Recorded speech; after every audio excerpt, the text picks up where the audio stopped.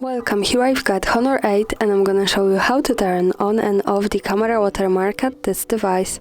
So let's start by tapping on the camera button to open it, and for now we are on standard photo mode.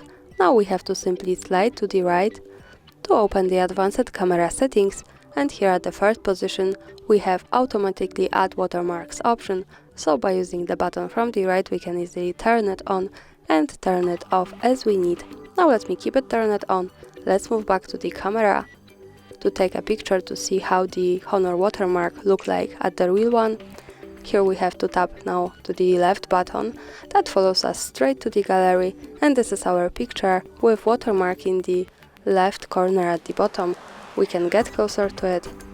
So this is the Honor 8 watermark, and of course when we don't need it we have to go back to the camera, slide again to the right and tap to this button with automatically add watermarks to turn it off.